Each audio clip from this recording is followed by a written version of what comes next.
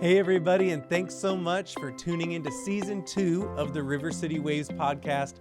We're really glad that you're here, and the goal of River City Waves podcast is simply to have conversations about some of life's most important questions, and we're grateful that you decided to give it a listen or a watch from wherever you're consuming the content. Listen, our heart is that today's topic and conversation would minister to you and will hopefully be insightful and wisdom-filled information and conversation that will draw you closer to Jesus. That's our prayer for you today. Season 2 episodes are all about being well and how we as Christians can approach our lives from a perspective of spiritual wellness. Know that we're praying for you, and we hope that you enjoy and glean new wisdom from today's talk. We're excited about today's content, so let's join Pastor Robby for today's River City Waves podcast. Well, hey, everybody. So glad that you've joined us today. You know, it was a mixed bag for me over the weekend, got to be honest. Purdue beat Illinois State by 49-0. Oh, my. But then the Packers lost 34-29 against the Eagles. I'm so sorry. It's kind of... That's football, right? I'm up and down. And then Sure. I've had numerous people in the office tell me, everybody's undefeated in the NFC Central except the Packers. That doesn't feel good. Does that hurt your heart?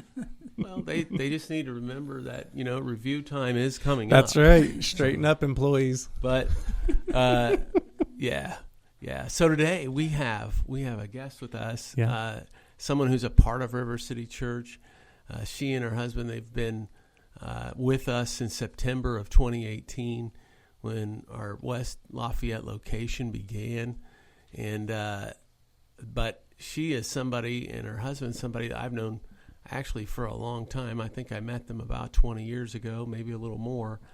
And that is Pastor Harvey and Kathi Lange. And Kathi is with us today. Kathi is an accomplished marriage and family therapist. She's a clinical social worker. She has served in just a variety of ways all across our state. I just learned today that she received what's called the Sagamore the Wabash. Now, that may mean nothing to you, but here in Indiana, that's the highest award ever given to a civilian resident. And she was recognized for that 31 years ago. And so she must have been like 10 years old. I mean, it was amazing. But that's quite an honor. But she brings to us a wealth of expertise. And we're gonna get talking with her about things related to therapy and counseling, mental health, and welcome today, Kathi. Thank you. Yeah, my pleasure. And Kenny, is you're doing all right? I'm doing well. I'm excited about this. The mental health series that we're in at River City Church. I just know myself, others in my family, so many people in our church and really around the world can benefit from more conversations like this happening. So I echo Pastor Robby today. Really glad to have you on. Yeah, and so Kathi, of course, you lead something called Families United, and that's based in Attica. But tell us a little bit about what that is. Well, in 1986, we lived in Attica. My husband pastored, and I was approached by some folks in the community about starting a social service agency because there was a need to work with children who were drifting in foster care and they needed permanency. So I started out doing home visiting with parents who had foster children in their home who were disruptive, and I would help them in the home. And eventually it grew, and we opened offices in different cities, and we did not only home visiting work, which we still do, and we started doing in-office counseling. And so we work with children and families. We have a focus on specifically child abuse and neglect, and we receive referrals from the courts, the Department of Child Services. We have private clients, just about everything, marriage and family, and we've just really enjoyed about 38 years of serving communities. So we have an office in Attica. We have space in Greencastle in the courthouse. We have space in Montgomery County in the probation department. We have an office in Monticello and one in Lafayette. Wow. And so we keep pretty busy. Yeah. We have a great staff, and we do a myriad of things. But our primary focus is the prevention of abuse and neglect. Okay. So Wow. it's pretty enjoyable. Yeah, it's great work. Enjoy it a lot. And we'll put a link in the show notes to Families United. There are, with all those places, you have numerous people that work with you, and they have different kinds of expertise. I know. Yes. What would you say when it comes to like therapy, or like when if people have never done something like that? What are maybe some misconceptions that you've seen, and how do you help people address those or get past them? Yeah, I think it's kind of interesting. You wouldn't expect this, but a lot of times people will reluctantly call, and they'll schedule, and then they don't show up because they're afraid, or they're ashamed, or they're just not prepared to divulge really what's bothering them. Nobody wants to be labeled crazy, and there's that common theme that, oh, I must be crazy. Right. And what a lot of folks don't understand, therapy means healing. And so we're interested in wellness. We're not interested in pathology. We have to address pathology, but the main issue, someone says, I just want to be well. I think there's something wrong with me. So to me, the counseling model is really a medical model. We want wellness. We want people to heal. And so they are afraid. And quite honestly, most people are afraid to come without a referral, either from a doctor or maybe a friend or an aunt or a grandmother who saw us. And they'll say, oh, it's okay to go to Families United. They're good people. And, of course, we're Christian-oriented, faith-based. But not everyone that sees us espouses a faith. Sure. And that's okay, too, because we're there for everyone. So it could be a child, a teen, an adult. It can be any culture. I see Purdue students. It's just whatever is needed. Well, what would you say to the person listening who maybe identifies with that you just described? Do they find themselves feeling that tug or something inside of them saying, like, man, I really could afford to address this lack of wellness that I'm experiencing, but they just don't feel like they've quite got the courage or whatever you might call it to like take that step, place that phone call? What would you say to that person today? I think if you can get in the framework of understanding that basically what we do every day is help people solve problems, not thinking in your mind, they're going to think I'm sick. We solve problems. We help educate people about some techniques they can use to improve. We talk to them about body, mind, soul, and spirit. How can you have health on all of those domains? So that kind of helps to know that, okay, we're partnering to solve a problem. Sure. Yeah, that's a great way to look at it. I had someone tell me one time, when your car's broke down, you take it to someone who knows how to fix it. And because I'm definitely not like the fix the car myself kind of guy. I'm not either. Yeah. Okay. And so I hear you say that, and it makes me think, like, why not go partner with someone who's got the tools and the resources to help me, and we work together to get to a place of wellness, a place where I feel more healthy and I'm functioning more healthy for myself and for those around me, the other people in my life that my existence impacts, right? Like, I want to be well for those people.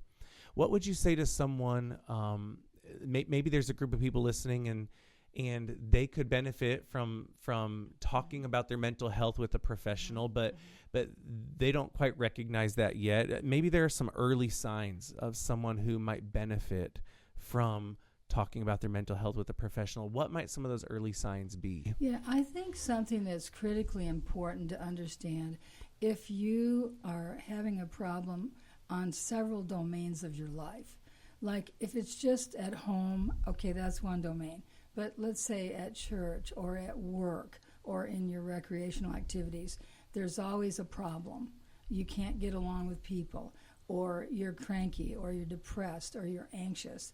If that's on a small scale, that's the beginning, and that can be tweaked and addressed very quickly. Mm-hmm. But if you let it be prolonged, it's going to start to roll over to other domains. So you're going to have problems in every area of your life. You're going to have people probably saying to you, "Are you okay? Is something wrong? Maybe you need to talk to somebody." That's very caring, and that's very loving, and it means that people are recognizing you're showing signs of being cranky or edgy, and you never used to be like that. Or maybe you've started drinking alcohol or taking drugs, or there's other things that are impacting you and causing you to have these kind of behaviors. Usually, if you listen to the people around you, they will give you little clues. They may not have the courage to say, "You really need some help." Right.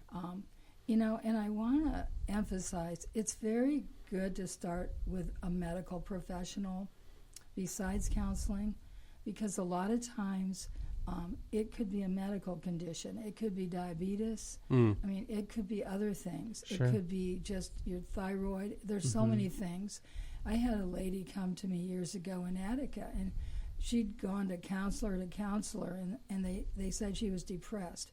We did an intake, and I don't know if it was the Holy Spirit or the Lord or what it was. I just knew it wasn't depression, just maybe from experience. And I said, "Would you be willing to go to a doctor and a neurologist and consider a CAT scan?" And she did do that, and she had a brain tumor. And fortunately, she was able to have help, and she survived. She's passed on since then. But there's an example. It may not be psychological. My field is to understand. Psychology is about understanding the brain and human behavior. A lot of times, there's brain things going on. Someone may be having some small silent seizures. They may be having other things going on in their body that is triggering these behaviors that are kind of self-destructive. Wow. Yeah. Wow. And so if somebody says, "Yeah, that's me." So how can they find a helpful therapist? How can a person do that? And what should they look for? A person who's a good fit for them, what should they look for maybe in the opening session or sessions from that person? I think it's very much like a medical professional.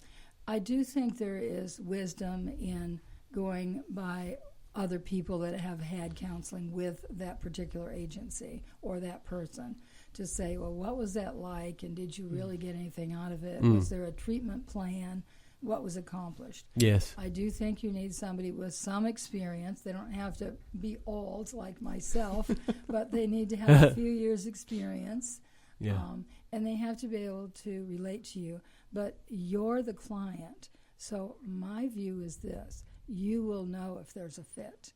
When you speak with that person, you will know, okay, you can ask them, what is your goal with me?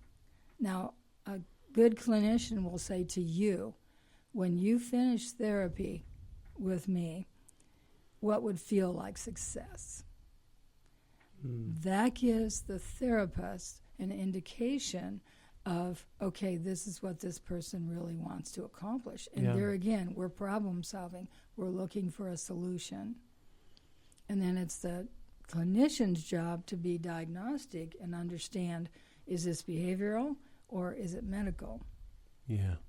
I love that. I love that you address this goal idea between you and the professional you're working with. Identify a goal. Like, what are we aiming at? We can't hit a target we don't see. Right, And exactly. in order to see it, we have to identify it. I remember an experience of my own in speaking with a therapist one time, and I'd met with them a couple of times and just felt like we're not meeting here. So we're like, somehow we keep It's missing not one another. clicking. This is not clicking right. Yeah. And so it took a little courage, but I came back to one of our sessions and I said, hey, I really want to glean I want a lot of takeaway from this. I want information that's going to help me with that wellness factor. And I feel like we're not getting there. Can you help me understand what your perception of that is and help me know, like, are you seeing that too? Are you understanding that too? And just voicing that disconnect alone that I was sensing, they were able to help me understand, you know, they said, I'm pulling from these 8 different kind of styles of counseling. And these are the 2 I kind of lean into. And as we identified the 8 different ones, we quickly realized those are the 2 styles of counseling that I relate to the least. Exactly. And so we were able to identify that. And then I was able to get connected with someone that was more of a fit. And so I think I just want to throw that out there, is to say, like, if there are people who are listening who are maybe in this journey, that can be discouraging, feeling like I'm still looking for that fit, or someone maybe tried counseling once, or they met with a therapist once and that didn't work for me, and they immediately dismiss it. But I would say keep kind of hunting for that right fit, because when you find it, that outside perspective from a professional, they see blind spots that we don't know we have, and there really is a partnership to be had. So it's worth the looking. It's worth the effort. I love that, because it is. You do the search just like for a doctor or a dentist. If it's not the right fit, there is no shame or guilt to say, you know, this is the right fit for me. Maybe you need a male, maybe you need a female, maybe you need a younger person or an older person. There's nothing wrong with that. But the primary, probably the most important element in that partnership is trust. Sure. There has to be the trust in that person that they're confidential, that they're capable, and that they actually care about you. And you have the right and the opportunity to ask your therapist, what is my treatment plan? What is the plan here? What are the steps that we're doing?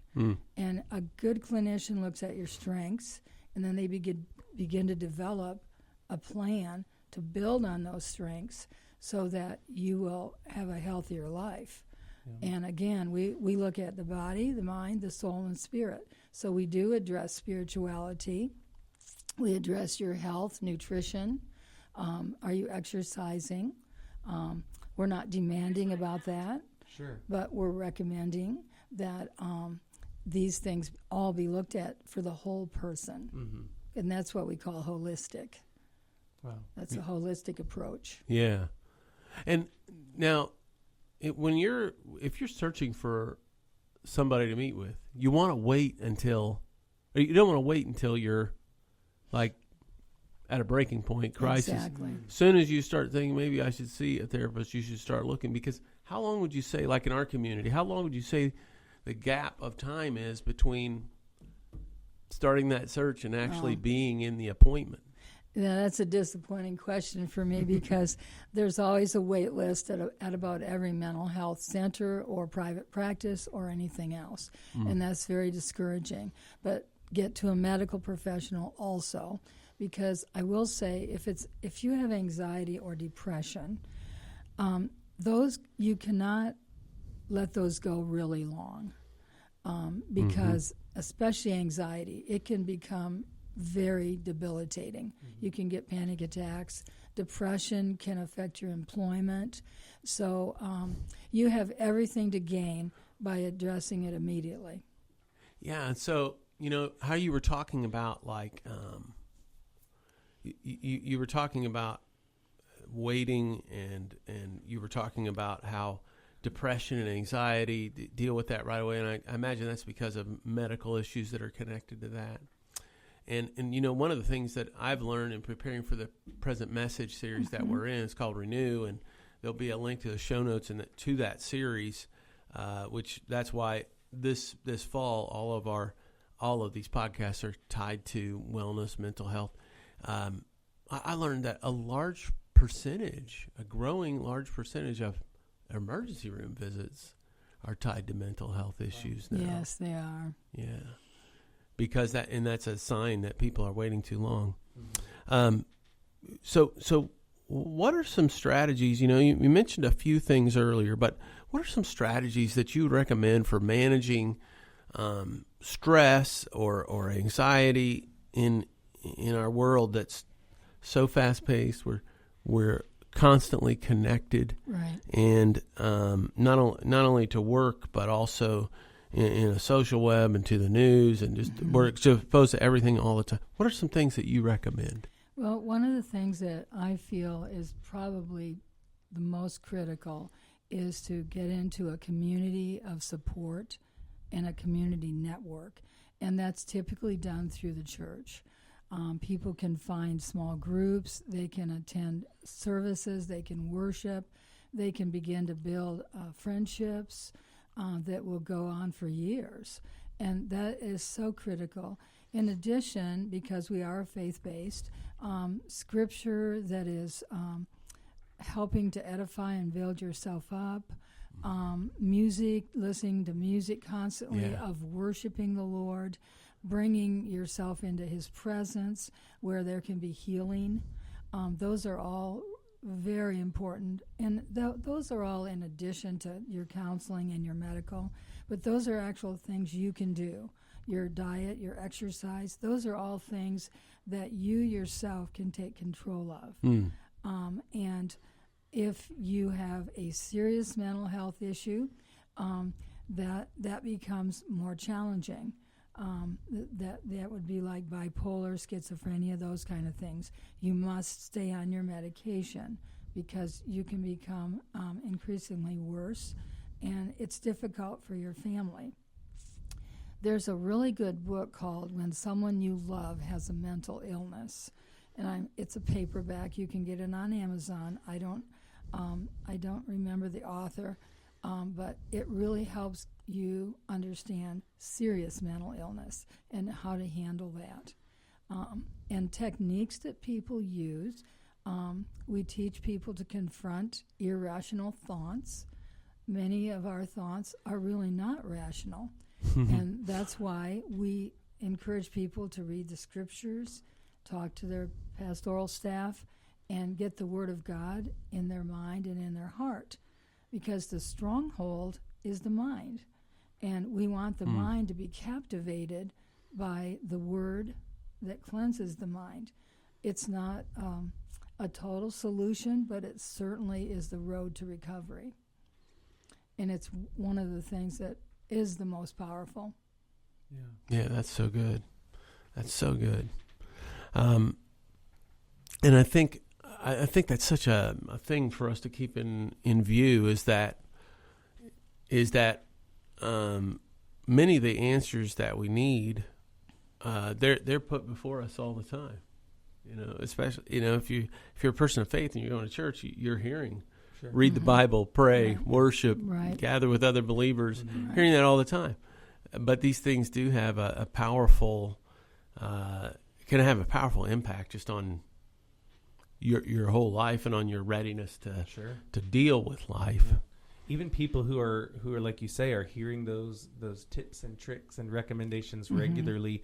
And for those that aren't, there can be kind of a skepticism that really creeps in and sets up shop in our mindset at times. And what would you say to someone, whether it's from their cultural background, their upbringing, their family of origin, or if it's something that they've kind of adopted, a mindset they've adopted along the way, someone who is maybe listening to all of this and they find themselves feeling pretty skeptical about the overall idea of meeting with a clinician and working through some things, what would you say to that person as it pertains to their willingness to entertain this idea and some of these, time with the Lord and prayer and worship and things? I don't know that that's going to help me much. What would you say to that person? I think the biggest issue there would be the ability to take the chance.